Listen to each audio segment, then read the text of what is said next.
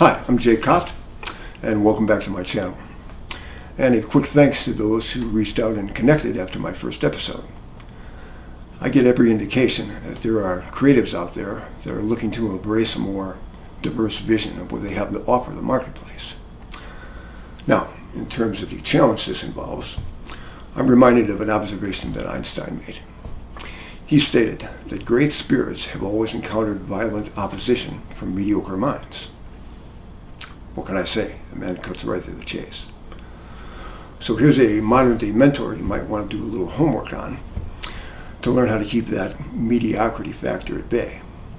Not a very hip recipe for the creative soul. Her name is Shama Rahman. If you Google her, she comes up as a British singer, songwriter, performing artist, filmmaker, and actress. Already quite the creative multidisciplinarian. But there's a lot more to her story that I think you'll find quite fascinating, or maybe better said, enlightening. Beyond her continued work in music and the performing arts, she decided to pursue her interest in the scientific realm as well. She seriously dug in and went on to earn a PhD, which covered the areas of systems thinking, molecular biology, a physics elective, and neuroscience. She's educating herself in the molecular and the neuroscientific realm while she's putting up videos of herself on YouTube playing the sitar. A true multidisciplinarian. Gotta love it. But I understand that we're all not designed to take on this type of educational complexity, not to mention the fact that we've been living in an age of specialization for quite some time. But this theory of learning and working in multiple domains of interest, whatever the number is a historically documented principle behind creative development and achievement. It was Da Vinci's seventh principle, called connessione, the interconnectedness of everything. And Shama made some stellar observations under this format. She was explicit on the point that to realize your full potential, to own a more holistically creative professional life, that you have to make a concerted effort to open up a dialogue between different disciplines. And that she did. She fused her love for the performing arts with particular aspects of her PhD academia and ended up working in a program called the Neuroscientific Systems of Musical Creativity. Speaking as a composer, I'm curious as hell on what that research proposed. She then went on to create her company called Jugular. Her intention with this company was to showcase and develop a rich interaction between cutting-edge science, philosophy, and newly commissioned performance. Kind of a multivariate approach to creating interactive programs catering to both the creative and the business sectors.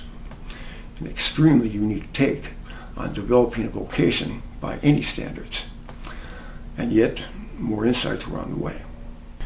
Keeping her quest for a dialogue between different disciplines at the forefront and her multidisciplinary investigations active, she then went on to create her newest company called NeuroCreate. So check this out. This company creates digital collaborators, which are enabled by AI to train individuals in creative thinking. They actually put a focus on creating a positive and symbiotic relationship with technology, which enables individuals to be more mentally productive and creative. It's a tech tool to optimize your mental state. I hope you can see that the occupational inventiveness and imagination she puts behind her efforts is quite extraordinary. And this is why I brought this particular creative icon to your attention. Her dedication to developing a holistic and diversified approach to her work life as a creative has literally made her the architect of her own journey. Take a moment and think about how that might feel. So, the obvious question becomes, what would your professional life feel like and embody if you got more imaginative and dared taking on this more creatively holistic approach to the workforce? Instead of bowing to the constraints of a gig you have zero interest in, what might actually happen if you strove to fuse your knowledge and your creative talents into an additional domain of interest, whatever that may be? Now, that's a damn good question, and you'd be doing yourself a disservice if you didn't give it some attention.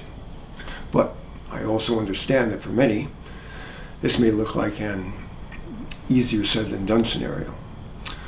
So let me offer you an approach to consider on this quest that's worked for me personally. It's this simple.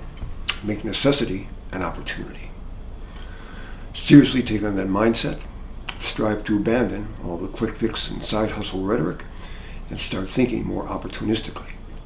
For example, instead of running right the help wanted ads, try to imagine where you could integrate your interests, your knowledge, and your creative talents into a business that would actually value having a creative like you on board. And trust me, with the way things are out there right now, there are companies looking for creative, out-of-the-box thinkers. Don't sell yourself short on that. Here's another idea to spin on. What would be a great learning environment to work in? Something where you could broaden your economic and creative skill sets. Something that you're drawn to beyond your initial art that you could not only learn and creatively grow from, but use to enhance your value to the marketplace as well. From artist to artist, these are the questions you want to be entertaining. I'm sure you can see that Shama is an excellent example of what might actually be possible by putting this creatively holistic thinking strategy into motion and researching those who have been successful in occupational areas that seem, well, almost unimaginable for creatives is an excellent investment of your time. You begin to get an idea of how to approach structuring a more befitting work life, one that focuses on artistically integrating the special aspects of both your creative and your artistic persona. Kind of a creative warrior instead of an artistic survivor. Enough of that, thank you very much. And, in the words of Ralph Waldo Emerson, unless you try to do something beyond what you've already mastered, you'll never grow. Another man that cuts right to the chase. Thanks again for joining me. If you're enjoying what you're hearing and it's making a difference, make sure to hit that subscribe button. And if you're interested in the artistic integration program I've developed, just go to my website at jcott.com. Until next time, salute.